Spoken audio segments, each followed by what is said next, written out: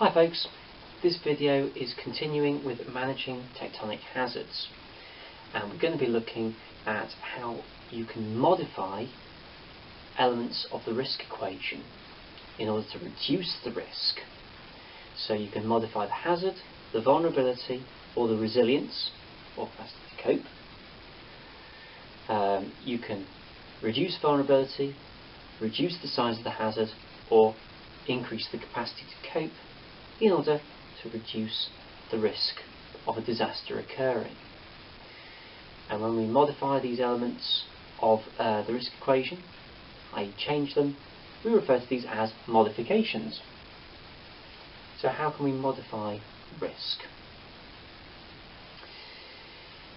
If you look at page 37 in your textbook, you will see a diagram that covers modification of loss, of vulnerability, of event, and of cause. And that's what I'm going to talk through today, linking it in to the risk equation. So when we're thinking about these modifications, we're thinking about two things: how technological they are and how expensive they are. At this end of the scale, we've got the least technological and therefore cheapest. At this end of the scale, we've got most technological, therefore most expensive. So, first thing we can do is modify the loss. This is about responding to a disaster. Using an analogy from a previous video, this is about if someone gets knocked over, how easily they can pick themselves back up again after the disaster has occurred. So you could be thinking medical facilities to look after people who've been injured, emergency services to respond to damage that's been caused by hazards, and also things like providing insurance money as well, so making sure people can get their livelihoods back together.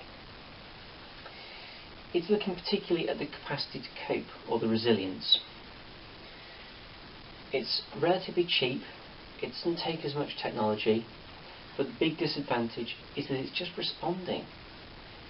It's waiting for the issue to occur and then responding to it. You're not actually making any progress on making it better. Next stage up is to look at the vulnerability. So, funnily enough, this is the V part, the vulnerability part of the risk equation. When we're thinking about reducing vulnerability, we're talking about things like education, about providing people with knowledge and information about what to do in the event of, say, an earthquake, how to shelter and such, in terms of volcano and tsunami, about where you can go that's safe, so evacuation procedures. It's about making sure people know what to do. This is a little more expensive and requires more communication technology, but it tends to be very effective. In Cuba, for example, although it's not a tectonic hazard, they have focused on reducing vulnerability in terms of hurricanes. More difficult to do with tectonic hazards though, because they tend to be high magnitude and tend to be relatively rapid onset, but it can be done. If we're looking at more expensive approaches, but perhaps more long-term, higher technology, we could modify the event. Or we could even modify the cause, which is the most expensive and the most technological. Now, changing the event or the cause of a disaster is very difficult with tectonics, because they will naturally happen, what with plates moving around and things. So modifying the event, that would be things like preventing lava flows from making their way into a city, the land zoning, making sure people aren't actually living within the area where the event's going to occur, whether that's volcano, earthquake or tsunami, building tsunami walls, for example. However, this is quite difficult to do and it is expensive. Compared to, say, modifying vulnerability and modifying loss. Worth doing though if you are in particular risk and you have got the money to do it.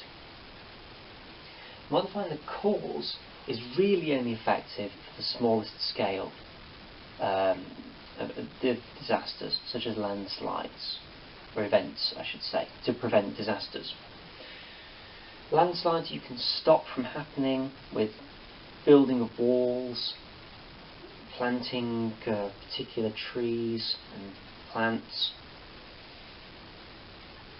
It is expensive relative to the amount of land that you protect, but it might make a big difference to the people that live there. So modifying the hazard is the most expensive and often the most difficult, and it requires the most technology. So it tends to be done by the most developed countries. Modifying vulnerability tends to be done by anyone who can do it, so middle development upwards.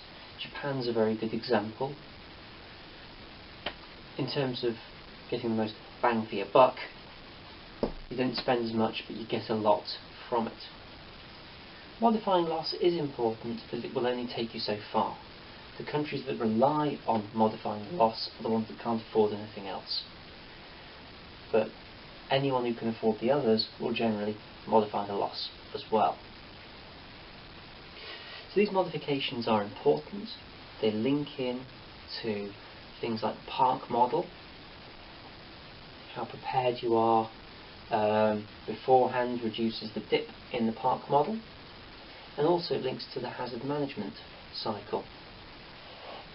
Have you modified the vulnerability? Are you prepared by modifying the event and the vulnerability? Have you mitigated by modifying the vulnerability and modifying the loss? So it all links in.